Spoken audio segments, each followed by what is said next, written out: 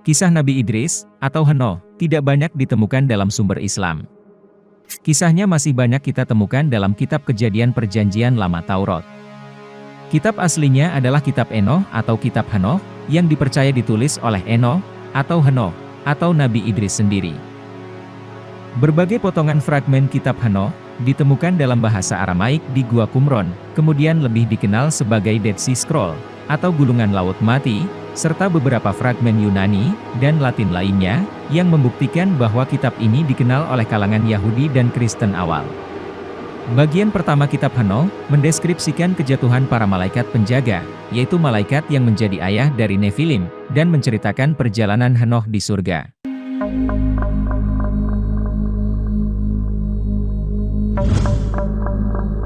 Pada tahun 363 Masehi, otoritas gereja Kristen telah mengeluarkan kitab Henoh dari daftar kanon Alkitab. Kitab Henoh akhirnya dilarang, dinyatakan sesat dan dimusnahkan. Lalu pada tahun 2002, Vatikan mengeluarkan larangan bagi umatnya untuk melakukan pemujaan atau penghormatan kepada malaikat-malaikat yang tidak tercantum dalam teks-teks Alkitab. Menurut kitab Henoh, mereka adalah penghulu malaikat yang bertanggung jawab untuk mengikat para malaikat jatuh yang jahat, atau malaikat pengawas yang melanggar hukum-hukum Elohim. Siapakah para malaikat pengawas atau malaikat yang jatuh ini?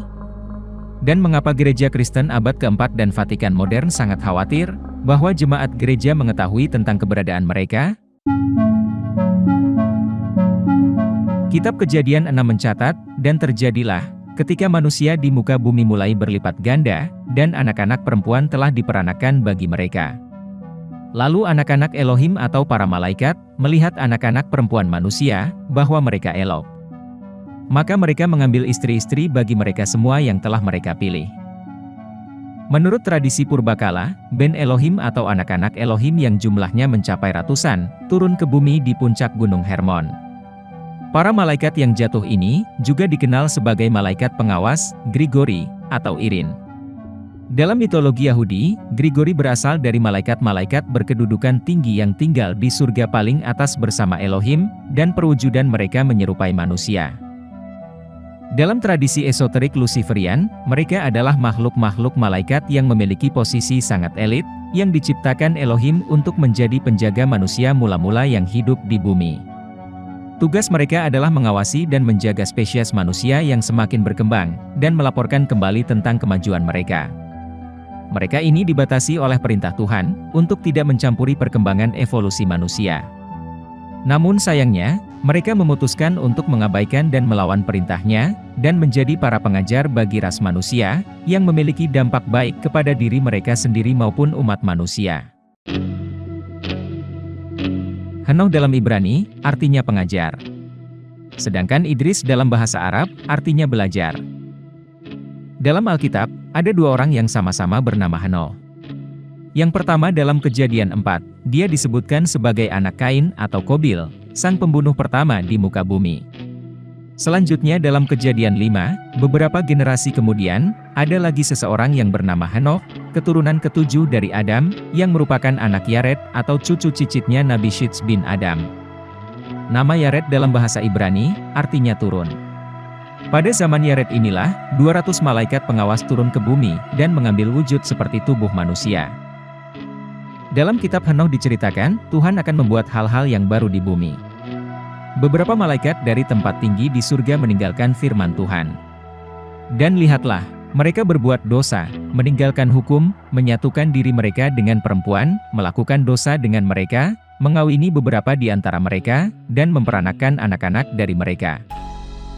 Kitab Yobel, salah satu teks Ibrani kuno yang dipercayai bahwa kitab ini didiktekan langsung oleh malaikat Yahweh kepada Musa di Gunung Sinai ketika dia menerima 10 perintah Elohim, juga menyebutkan mengenai turunnya malaikat pengawas ini pada zaman Yared.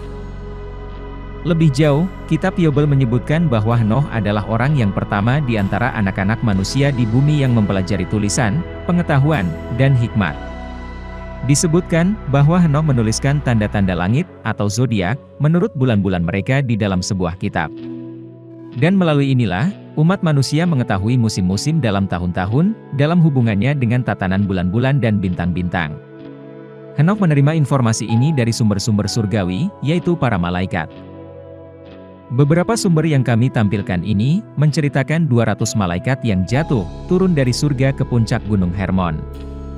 Dan mereka begitu terpesona dengan kecantikan anak-anak perempuan manusia, sehingga, menggunakan tubuh lahiriah mereka yang baru.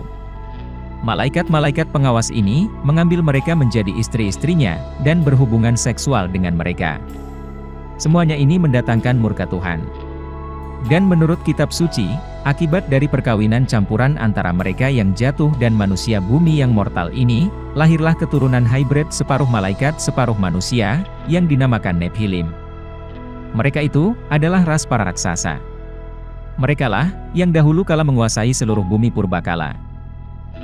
Nephilim berasal dari akar kata bahasa Ibrani Naphal, yang artinya jatuh, gugur, gagal, buangan, rendah, dicampakkan, di bawah standar, atau dilemparkan ke bawah.